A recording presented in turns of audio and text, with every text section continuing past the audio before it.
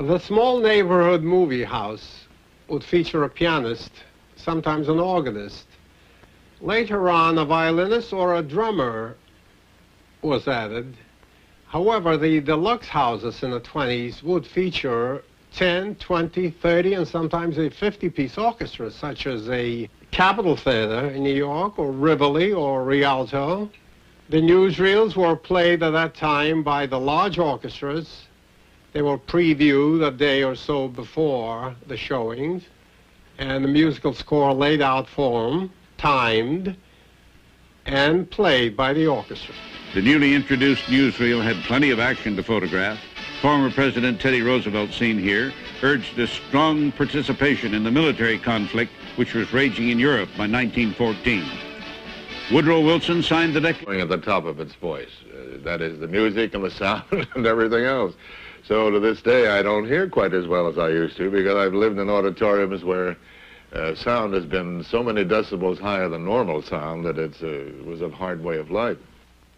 The last step in newsreel operations was to score and conduct the musical accompaniment.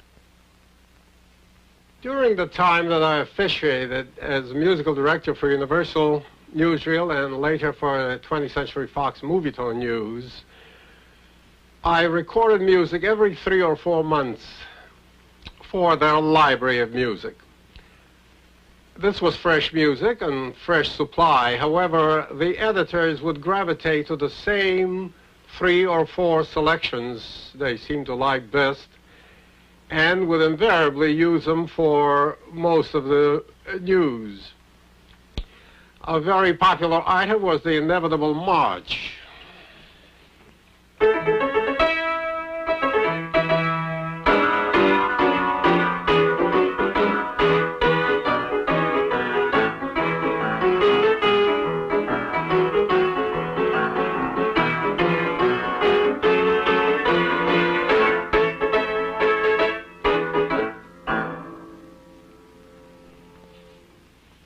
This was used for openings of new bridges, closings of old bridges.